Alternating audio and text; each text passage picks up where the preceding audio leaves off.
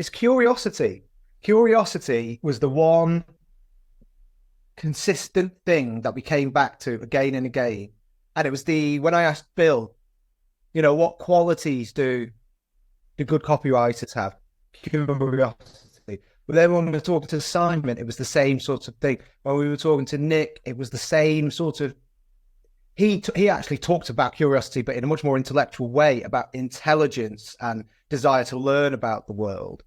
And Mark is like that too. And I think people have heard that before, but I don't think anyone ever understands it. I think people who claim to be curious aren't, or often people who say, yeah, I'm tenacious, I'm curious. And then you're working with them on something and you say, yeah, they're writing about a trend or a company or a whatever. And you say, well, where is that company based? Or how much gold have central banks for this year? Or whatever the question is. They say, oh, I don't know. Welcome to The Fix.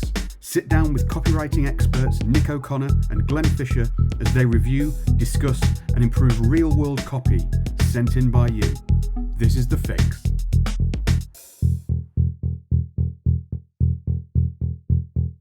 When we walked into that room to record with Nick and Simon, I looked around and I saw so many dead cats. I thought, wow, there must have been some curiosity here to have killed all of these cats. And I think that sums it up. That's but no, you are right.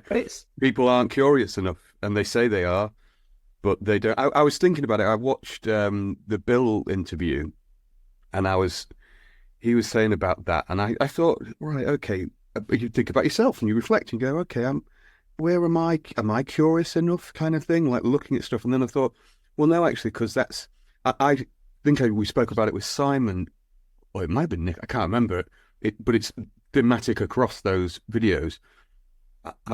It's that idea of how I'm obsessed with engaging with the idea so that then you can write authentically about it. And I thought it's the curiosity element of being curious enough to engage with that idea fully until you go, oh, this is really good, and then you turn to the customer and start speaking to them. It is all in that same curiosity kind of bracket, isn't it? Yeah, and it connects loads of things. So I'm looking back over the year of masterclasses and talks and presentations that we've done. And I've took, various things I've talked about, done things on research. We did the 4 U's, and that we were talking about being specific means you have to be a detail hunter. You have to find that thing. That's kind of true, looking for a hook. And another thing that we talk about a lot, that the answers are out there, like they're out there in the world and not necessarily in your swipe file. The details you need. So your swipe file is useful, but not for them.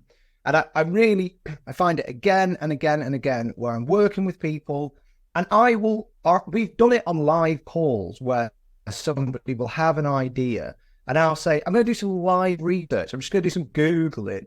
And in a couple of minutes, I'll uncover, and I'm not saying I'm super smart. I'm using Google. I'm typing questions into Google and just being interested. And the amount of times you pull something up, and it's like, well, it was all there for you then, wasn't it? And you didn't get it.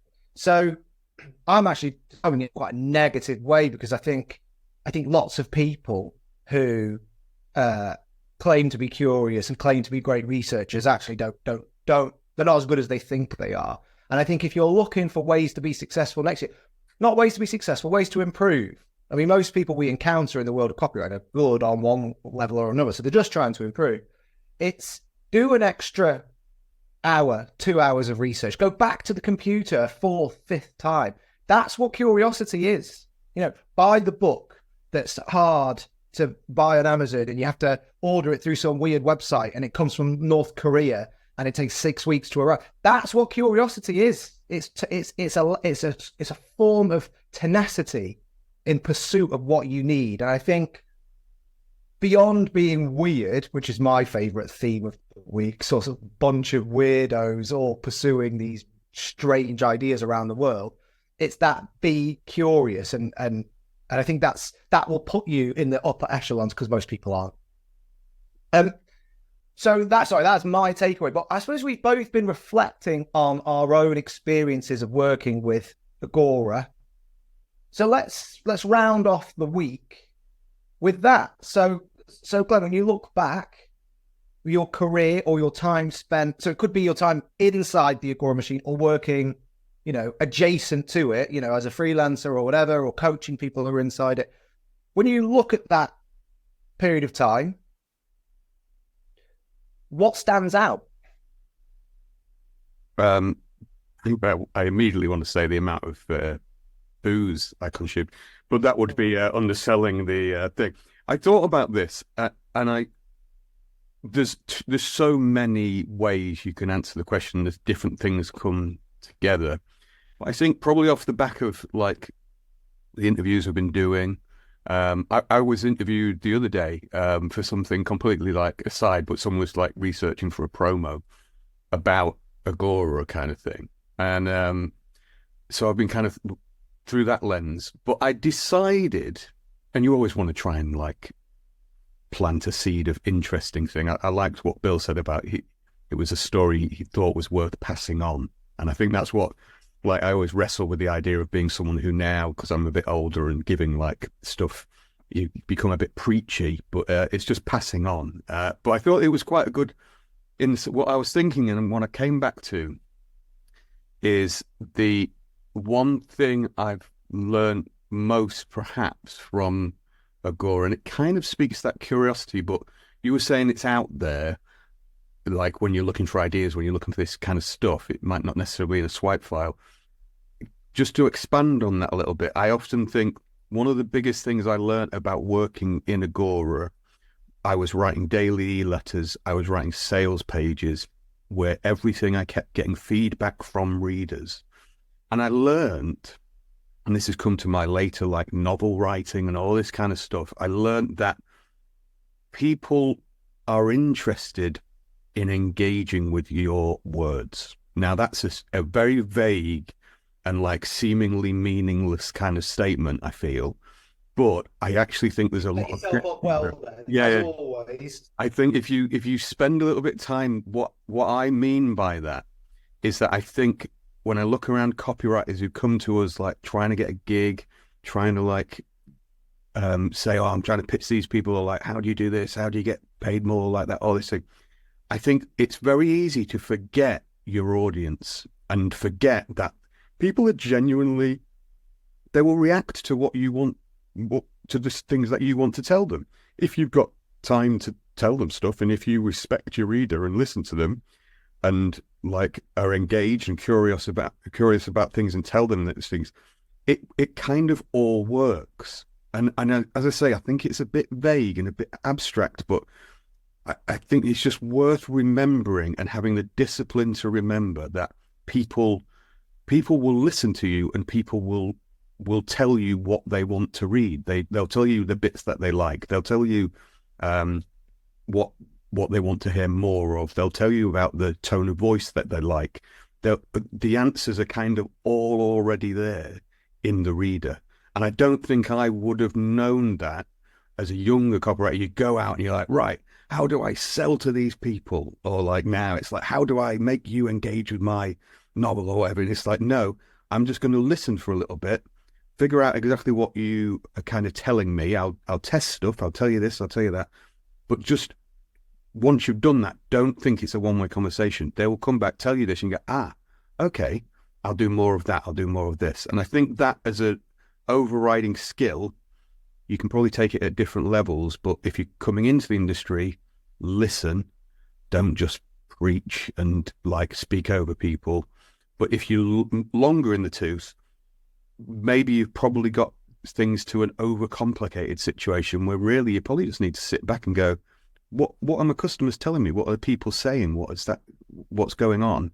And I think that as a lesson, as a kind of almost entrepreneurial lesson, but a writing lesson, I think that's like a big philosophically large thing that I've taken away from all those years, like working in direct response. The clue is in the title. They will give you direct response to your copy and what you're saying, and you don't forget that. That's really, really powerful and really like useful, I think. There's definitely a sense through which our businesses are like feedback machines. So that starts when you're a junior copywriter with from senior writers or from the publisher eventually. So you're receiving internal feedback. You're eventually sending things out into the world, and you're getting responses. Some of those responses are monetary. That's the best kind of response. People got out their credit card and paid. But other times, hate mail, like Nick Lake talked about, or just a response or no response, a complete, just emptiness. That's a form of response. I never got to mention it, by the way, in the interview. Sorry to interrupt, but I didn't say it because I was letting Nick speak. But someone once sent a promo back to me with actual human feces on it. That's how much they disliked that particular promo. The promo worked, but this person particularly found that it was so annoying to them they sent actual feces back in the mail to me, which was good. Actual human feces, which of course is your that's your username and password now, isn't it? It is. Yeah. Like that. Yeah. It's like a 1, 2, 3 exclamation at the end, and you're done. I'm not going to form my response to that question in the form of something that will actually be like, okay, you can go and learn this lesson, or you can apply this, because I think the curiosity thing that we talked about is more in that space. What I wanted to talk about was, I think that the biggest cliche that we come across when we talk about Agora businesses and Agora style businesses is that we are ideas businesses. That's the way we talk to the world sometimes, and that's the way that people talk to each other internally, and it's wrong. Because people have ideas. Ideas, we don't make them in a machine. Like they come out of people's brains. Actually, they tend to come out of usually 2 or 3 people's brains. A few people that come together and do great work and all think about the world in the same way. And usually it's a copywriter, a guru, expert, editor, and a publisher or a marketer. Usually, sometimes it's 4. It's rarely less than 3. In most really successful businesses, you get there and you figure, it's them. They're the ones. It's that editor and that copywriter and those guys. They're making it all happen. And you can talk to publishers about this, and they'll say, yeah, that's true. There'll be a core team, and it can change. And sometimes there's, the really successful businesses have little, 2 or 3 little clusters of people. But it's people. People have ideas. Therefore, we're a people business. And when I reflect on all the people I've worked, I made it like a joke about copywriters being weird. But that's kind of the point. That's kind of the beauty of it, that you meet other people in that little universe of Agora companies, or companies that have been inspired by Agora or whatever. And invariably, you meet the same type of people as you. We all have that little quirk or that little twist on our way of looking at the world, or there's always something. It's not to say that everyone's like sort of frothing lunatics. I don't mean weird in that sense. I just mean that idea that Bill talked about of the bell curve, and there's a normal distribution of ideas in the middle, and then you've got the interesting ideas out there at the edges. That's true of people too. And the people who tend to thrive at Agora tend not to be in the normal distribution. They tend to have unusual characteristics around the edges. And you could take that as really bad advice, because you could say, I need to be really weird and different. And that's not true. You just need to be you. But if you're one of those people and you find your way into an Agora business, you'll know straight away that you're sort of home. It's like, this is it.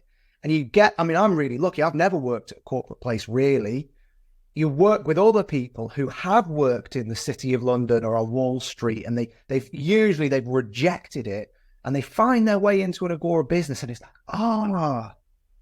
like, yes, this is my home. This contains all the things I used to love, but none of the things I used to hate. And it can be challenging, but it's brilliant. And so that's one thing I'd keep in mind, that ultimately it's a people business, and we have, because ideas come from people. And that's a really important thing to take away. It's actually one of the reasons that recruitment is such an important part of running those businesses, because you're constantly trying to find those people that can play that role in your business. And it's really, really hard to do. But it's one of the reasons that we're doing things like this little series, and why we're doing our boot camp next year, because we know that if we can play some small role in helping an Agora business find a new talented copywriter or editor or thinker or whatever, that person could change that person's life, but it could change the entire business as well, because they can have a huge impact on the business. So to the extent that anybody can do it, that's what we're trying to do, to try and show people what it's like to work inside these businesses, the qualities you need. And it works both ways, because if we can find those people for the businesses will be grateful too. That's a very long answer, but people, it's all about people. Yeah, well, I think on that as well, like, it reminds me of, there's two things in my mind. One is it reminds me that we used to have a thing where it's like, once you're in charge of a team and you're like looking around, and there's just the day-to-day thing where you've got to ultimately hire and fire people and whatever. It's not nice. It's a horrible thing. But you look around, and it used to always be my kind of litmus test is, if this all stopped tomorrow, if we just close this business down right now, who would carry on doing exactly what they're doing tomorrow, but they'll do it themselves, kind of thing. And that kind of mentality, I think, is like a very Agora thing, where it's like, because those are the ones who they're doing it anyway. It's that kind of, I'm doing this anyway, but I'll do it with you because I've met you and you're quite similar to me, kind of thing. So there's that idea. And then kind of alongside that, it was funny when we were sat in the room with Nick late, who was like a generation immediately after, like Bill and Mark, then Simon, who was taught by Nick late, and then me and you, who came in after that. We were stood there, and it was like a generational thing straight away. But I thought, well, it's God knows how many years, like, since Nick left the business, yet those same people, and you can see it out to our friend James Woodburn in Australia, people like Paolo, people in America who we know, it's a very small group, but everybody knows each other and everybody's close to it, because they're all people who, if you stop tomorrow, you just carry on doing it, because you've got to do it. And I think what we look for, certainly what I look for, is people who are coming to us, and people who, like, the reason we do these boot camps and all this kind of stuff, is once you get in it, and once it clicks, it's not necessarily that you might go and work for Agora or might go thing or whatever. It's that you're in it. And once you're in it, it's there. Like, you get it. And it's more than just a job thing or whatever. And I think that's what Bill and Mark created. And I'm very grateful to them for doing so. But it's that idea that once you get it, once you're in, it could be that the potential is endless. The possibilities of how that works and how that looks. That's why we go to such lengths. That's why it is copy camps and all this kind of stuff. It's a life change. I was speaking to someone the other day, and I said it's bad copy because it's too unbelievable. If you were doing a cub review, you'd write unbelievable next to it.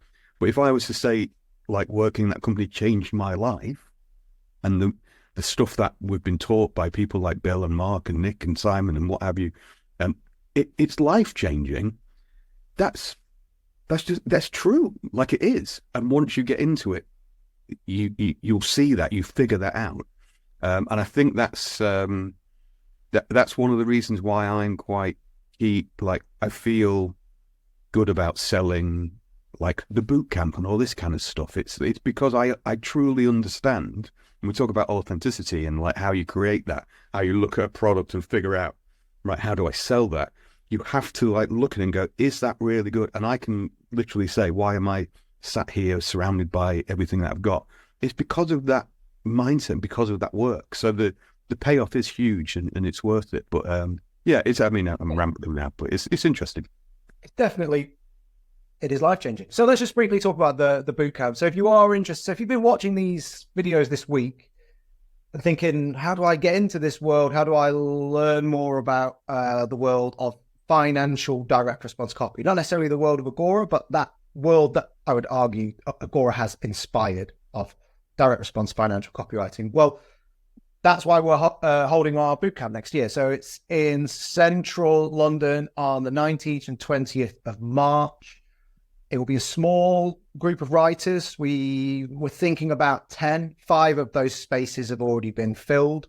So there's maybe 5 places available for people to come and join us. And it's 2 days of really intensive copywriting training with me, with Glenn, with Simon, who joined us earlier in the week, and a few other special guests. The reason we're not announcing lots and lots of guests right now isn't because we don't have people coming. It's that I don't want people to say, oh, X is talking at that event, I'll go, because I'm big-headed. No, because that's the wrong way of thinking about it, because it's about a group of people coming together to all work together. It's not about one person sharing some secret. You know, that's the wrong way of thinking about it. It's like coming into a real writer's room for 2 days and learning how it's really done. There's loads of other stuff you get as part of it, one-on-one calls ahead of time, copy reviews ahead of time. It was supposed to be about 10 to 15 training videos that you got in the early part of next year. It's now looking like 40 different videos because I've just been mapping it all out.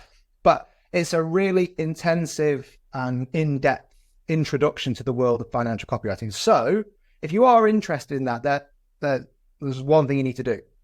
You're watching on YouTube. Directly underneath this video, there's a link to the Financial Copywriting Bootcamp. Click that link. You'll find all the details, the price, full information on everything you get. If you're listening to us on Spotify or wherever you get your podcasts, if you look in the show notes, you'll find the same link. So you do just do a little bit of tiny little bit of work, I guess. But I mean, a call. If you can't do that, I will say, if you can't do it, don't come on it. Like, I'm getting militant about this kind of stuff. Like, do not, like, if you cannot figure out how to get on the course, you should not be taking the course. You should not be doing the But that's where you'll find information. Like I said, there's only 5 spaces available. This is our last episode of The Fix of the year. Actually, we wanted to sort of round out the year with a really in-depth series on the Agora way, I guess. And I'm pretty pleased with what we've done.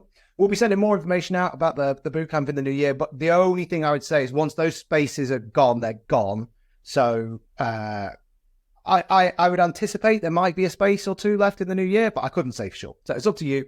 Glenn, I'm talking to you now, want to do another series just like this with some of the people who we mentioned as part of our series this week. So I already have a few people sort of in mind, contemporaries of Nick Lates from that first copy pod. But I think what we will do is do them as little series, do them as, you know, a 5-part, because I think it's a slightly more coherent way of being introduced to what is quite a fragmentary and incoherent group of ideas and people and companies and stuff. So I quite like to do it like that. So I think we'll probably do that maybe at Easter next year. We'll give it a bit of time because it's obviously boring for people who aren't interested in financial copywriting and Agora to listen to us drone on about it. But also, Addison will only come on the show if we give him an Easter egg. That's true. Well, because he only ever wears flip-flops, he can't actually come out of his house in the winter. Yeah, exactly. Right. Anyway, thank you very much if you watched all 5 episodes and you made it this far. I hope you found it all useful, interesting, engaging. Let us know what you think. You can leave a comment underneath. And aside from that, the only thing left for us to say, Glenn, is Merry Bloody Christmas. Merry Bloody Christmas. Have a lovely Christmas, people. Don't consume any over Christmas. Don't read any copy. Right, let's sign off for the year. We will see you all back in January 2024. Merry Christmas. Have a good, happy New Year, all that business. See you next year. Cheers. If you enjoy The Fix and want to get access to even more good stuff, join the Fix Accelerator today. Get access to special masterclasses from Nick and me, watch expert interviews with industry legends, join live copy feedback sessions every week, and get connected to our very own private copy network. Visit thefixaccelerator.com for more information.